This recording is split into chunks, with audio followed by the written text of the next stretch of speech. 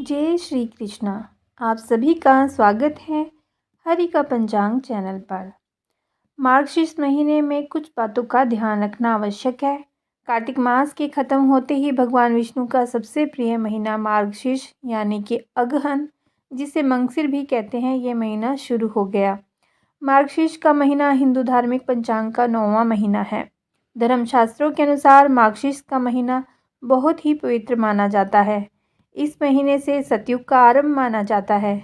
श्रीमद् भगवत गीता में योगेश्वर भगवान श्री कृष्ण कहते हैं, सभी 12 महीनों में मार्गशीर्ष मैं ही हूँ। मार्गशीर्ष के महीने में तेल की मालिश बहुत उत्तम होती है। स्निग्ध चीज़ों का सेवन आरंभ कर देना चाहिए। अगहन मास में जीरे का सेवन नहीं करना चाहिए। मोटे वस्त्रों का उपयोग आरंभ कर देना चाहिए।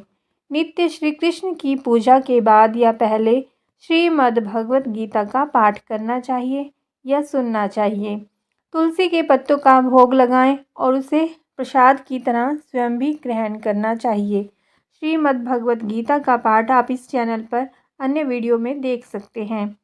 पूरे मार्गशीर्ष महीने में इस मंत्र ओम नमो भगवते वासुदेवाय का 108 बार रोज जप करना चाहिए। इसके साथ ही ओम नमो नारायणाय या फिर गायत्री मंत्र का जप करना चाहिए। भगवान श्री कृष्ण ने मार्गशीर्ष मास की महत्ता गोपियों को बताते हुए कहा था कि इस मास में यमुना के जल में स्नान करने से मैं सहज ही सभी को प्राप्त हो जाऊंगा। इसीलिए श्री कृष्ण के समय से इस मास में स्नान का बहुत महत्व है। इस मास में स्नान करने के लिए तुलसी के पौधे का भी बहुत महत्व है। जल में तुलसी के पौधे की मिट्टी, जड़ और उसके पत्ते मिलाकर स्नान करना चाहिए। मनोकामनाओं की पूर्ति के लिए मार्गशीर्ष शुक्ल द्वादशी को उपवास प्रारंभ करके हर महीने की द्वादशी को उपवास करते हुए कार्तिक मास की द्वादशी तक इसका उपवास करना चाहिए। द्वादशी तिथि का उपवास करते हुए हर द्वादशी को श्री हरि के केशव से लेकर दामोदर तक 12 नामों में से हर नाम की एक मास तक आराधना करनी चाहिए। मान्यता है कि भगवान विष्णु की मार्गशीर्ष मास आराधना करने से उपासक को पूर्व जन्म की घटनाओं का स्मरण होने लगता है और मोक्ष की प्राप्ति होती है। मार्गशीर्ष मास की पूर्णिमा को चंद्रमा की पूजा करने का विधान है। मान्यता है कि इस दिन चंद्रमा को अमृत से सींचा जाता है। मार्गशीर्ष मास की पूर्णिमा के दिन गायों को नमक और परिवार की महिलाओं को सुंदर वस्त्र प्रदान किए जाते हैं। इसी दिन भगवान दत्तात्रेय जन्म उत्सव भी मनाया जाता है। इसके अलावा इस महीने में शंख पूजन का भी बहुत महत्व है। साधारण शंख को श्री कृष्ण के पंचजन्य शंख के समान समझकर उसकी पूजा करने से सभी मनोवांछित फल प्राप्त हो जाते हैं। अगहन मास में शंख की पूजा इस मंत्र से करनी चाहिए। पंचजन्य पूजा मंत्र इस प्रकार से है। त्वं पुरा सागर उत्पन्न विष्णुना विधृत करे निर्मितः सर्वदेवैश्च पांचजन्य नमोऽस्तु ते तव नादेन जिमुता वितरसन्ति सुरासुराः शशांकयुत दीप्ताभ पांचजन्य नमस्तु ते। इस प्रकार से आपको मंत्र बोलते हुए पूजा करनी चाहिए। जय श्री कृष्णा। आइए सुनते हैं मार्गशीर्ष महात्म के 4थे अध्याय को। यह स्कंद पुराण के वैष्णव खंड के अंतर्गत आता है।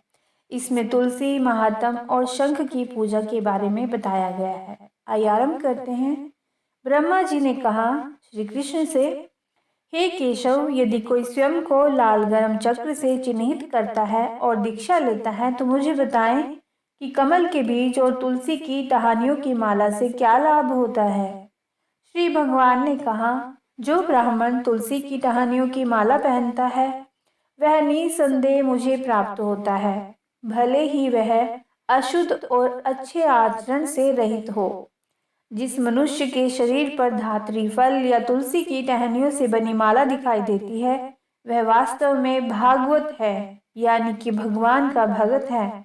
जो तुलसी के पत्तों की माला पहनता है, विशेषकर मुझसे उतारी हुई माला को, वह स्वर्गवासियों द्वारा भी नमस्कार करने योग्य है। तुलसी के पत्तों या धात्री फलों से बनी माला पापियों को भी मोक्ष प्रदान करती है। ऐसा ही मेरे उन भक्तों के मामले में भी है जो मेरी सेवा करते हैं। जो तुलसी के पत्तों की माला पहनता है उसे प्रत्येक पत्ते के लिए 10 अश्वयज्ञों का पुण्य प्राप्त होता है। यदि कोई तुलसी की टहनियों की माला पहनता है तो हे प्रिय, मैं उसे प्रतिदिन पवित्र शहर द्वारका की यात्रा से मिलने वाला पुण्य प्रदान करता हूँ। यदि कोई मनुष्य भक्ति पूर्वक मुझे समर्पित करके तुलसी की टहनियों की माला धारण करता है तो उसे कोई पाप नहीं लगता। जो तुलसी की टहनियों की माला धारण करता है उससे राम सदैव प्रसन्न रहते हैं। वह मेरे लिए उत्तम प्राणवायु के समान है। यह आवश्यक नहीं है कि वह कोई प्रायश्चित संस्कार करे।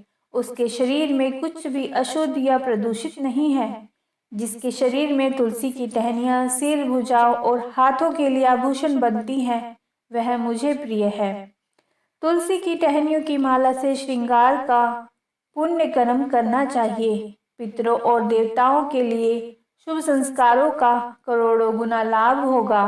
तुलसी की टहनियों की माला देखकर यम के दूत हवा से हिले हुए पत्ते की तरह दूर से ही गायब हो जाते हैं।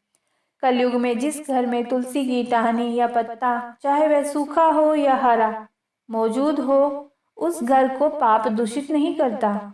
यदि कोई तुलसी की टहनियों की माला से अलंकृत होकर पृथ्वी पर विचरण करेगा तो उसे बुरे स्वप्न, अपशगुन या शत्रुओं से कोई खतरा नहीं दिखेगा। यदि तर्कवादी या पापी इरादे वाले विधर्मी तुलसी की माला पहनने से इनकार करते हैं तो वे कभी भी नरक से नहीं लौटेंगे। वे मेरे क्रोध की आग से जल जाएंगे।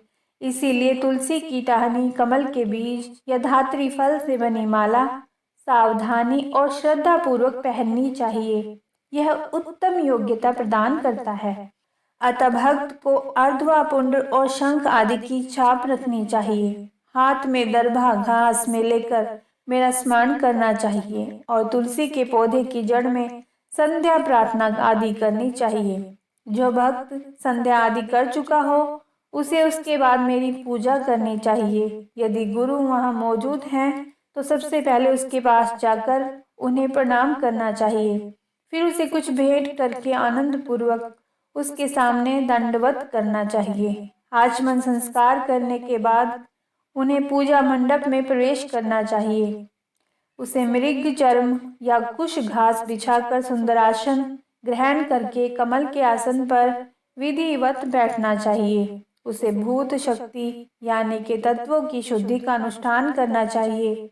मंत्र का जाप करते हुए और इंद्रियों को वश में करते हुए उसे मुंह की ओर मुंह करके सांस रोककर 3 प्राणायाम करने चाहिए। उसे पूर्ण ज्ञान के सूर्य के माध्यम से हृदय के उत्कृष्ट कमल को खिलाना चाहिए। उस कमल के पेरिकार्प पर उसे सूर्य, चंद्रमा और अग्नि को स्थापित करना चाहिए। विष्णु के भक्त को उसमें तीनों की कल्पना करनी चाहिए, जिसमें 3 पंखुड़ियां हैं। उनके ऊपर उसे विभिन्न प्रकार के रत्नों से जड़ी हुई एक चौकी रखनी चाहिए। उस पर उसे भगवान के 8 ऐश्वर्य, अति मानवीय उत्कृष्टता का प्रतिनिधित्व करने वाले 8 पंखुड़ियों वाले कमल को स्थापित करना चाहिए। कमल के मंत्र के 8 अक्षर होते हैं। ओम नमो नारायणाय।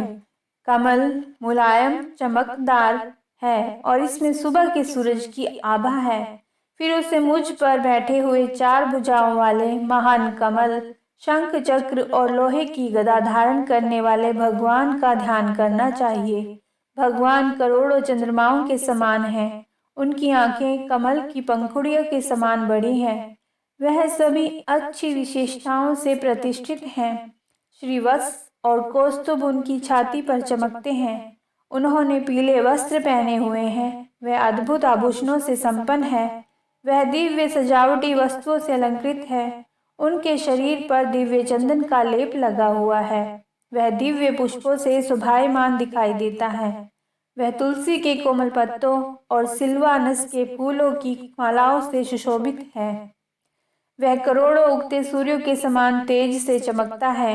उनके शरीर को दिव्य देवी श्री ने आलिंगन किया है, जिनमें सभी अच्छे लक्षण हैं। वह शुभ है। इस प्रकार ध्यान करने के बाद उसे पूरी एकाग्रता और पवित्रता के साथ मंत्र का जाप करना चाहिए।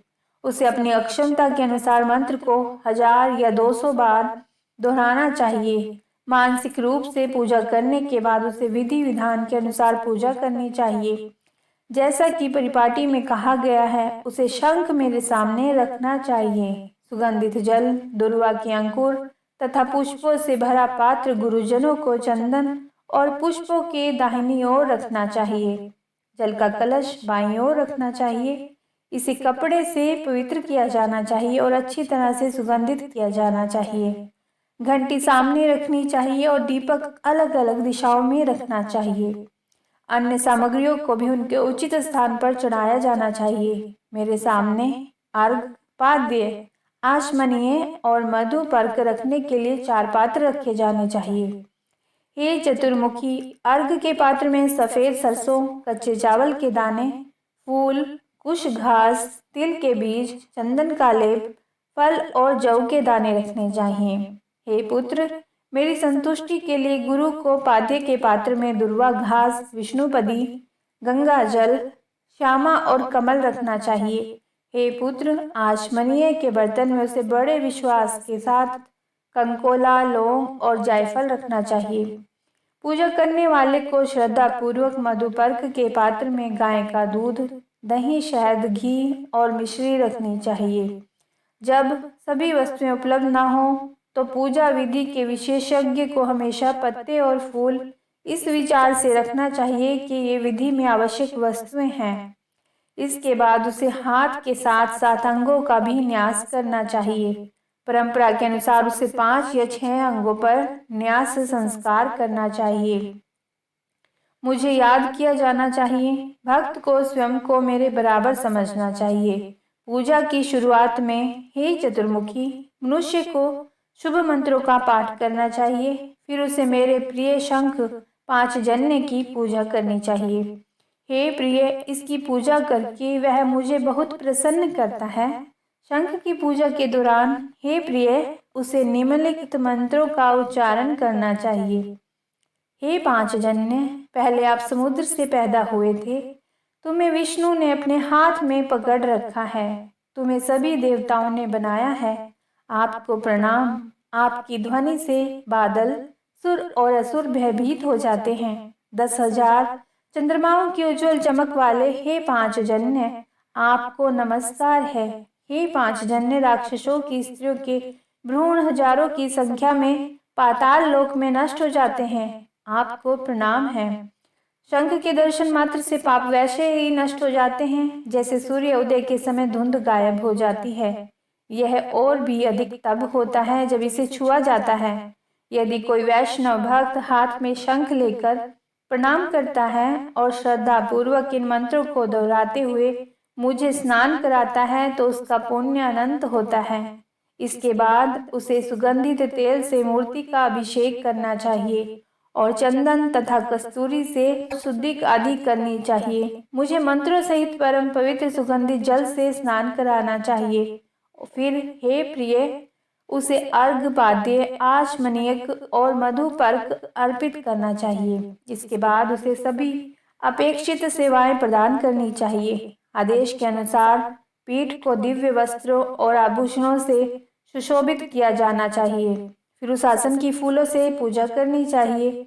वहां भगवान को स्थापित करके वस्त्र, आभूषण, गंध आदि मुझे श्रद्धा पूर्वक अर्पित करनी चाहिए। फिर उसे दूध, खीर और मीठी पाई के साथ विभिन्न प्रकार के नैवेद्य का विधिवत भोग लगाना चाहिए। इसे कपूर और पान के पत्ते के साथ श्रद्धा पूर्वक अर्पित करना चाहिए। मनुष्य को श्रद्धा पूर्वक सुगंधित पुष्प अर्पित करने चाहिए। 10 द्रव्यों से युक्त धूप और 8 मनमोहक दीपों से युक्त दीपक अर्पित करना चाहिए। फिर उसकी परिक्रमा करनी चाहिए और प्रणाम करना चाहिए। फिर बड़े आदर के साथ स्तोत्र द्वारा उसकी स्तुति करनी चाहिए। भगवान को शयन कक्ष में लिटाकर शुभ अर्घ देना चाहिए। ओम नमो नारायणाय। ओम नमो नारायणाय। अभी आपने मार्गशीर्ष मास महात्म के 4थे अध्याय का आनंद